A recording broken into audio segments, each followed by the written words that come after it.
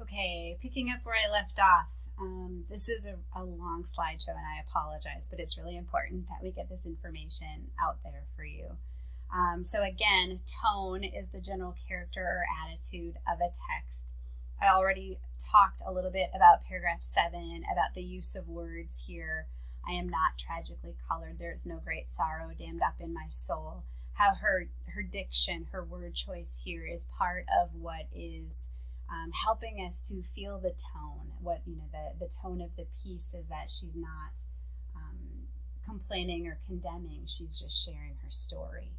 In paragraph 14, she uses words like saunter, feeling as snooty as. She talks about the cosmic Zora, belonging to no race or time, the eternal feminine, and all of these words and images contribute to the tone of being a celebration of who she is and her experience of life in New York at the time in the 1920s. The last example of tone is taken from paragraph 15. This is one of my favorite paragraphs in the entire piece. She talks about how sometimes she does feel discriminated against,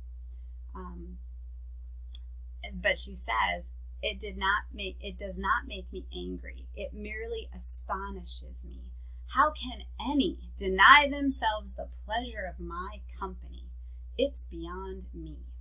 And so the word that really jumps out to me in this part is astonishes, right? So when people discriminate against her without even knowing her, they look at her and see a black woman and they are instantly discriminating against her.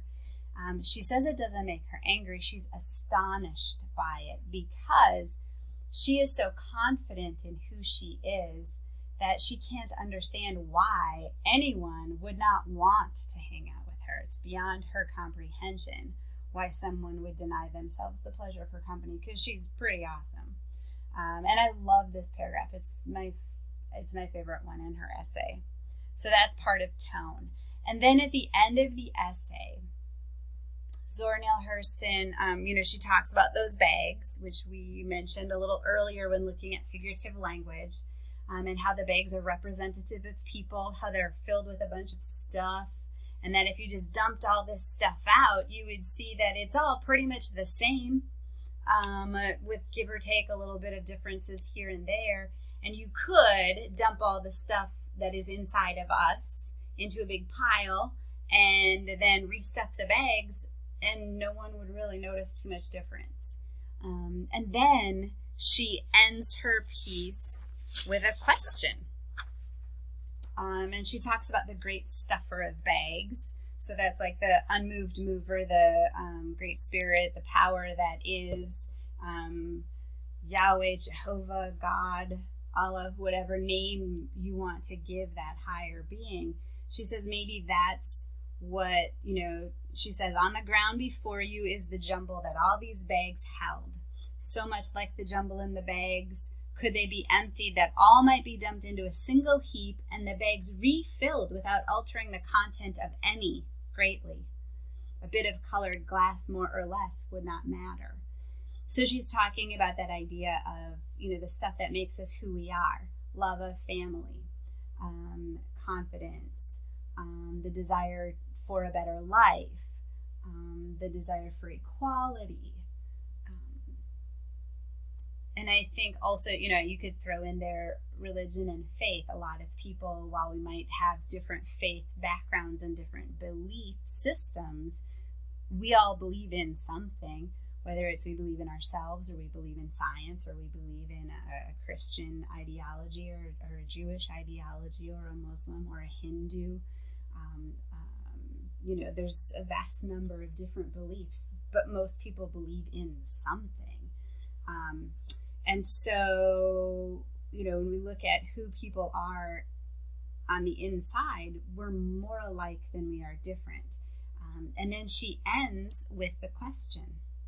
Perhaps that is how the great stuffer of bags filled them in the first place. Who knows? Right, so she's ending in a question.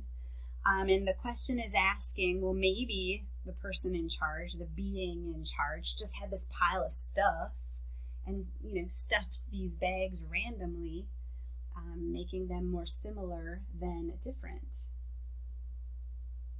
And then ending with a question. The purpose of that question is to make readers think. And so what is the effect of that question?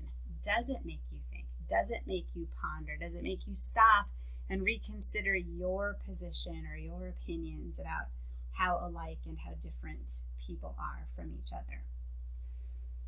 Okay, so this is a lot of information, but this is a look at writer's craft and how what an author does impacts how that message is interpreted by the readers. All right, writer's craft. Thank you for listening, and sorry it's so long.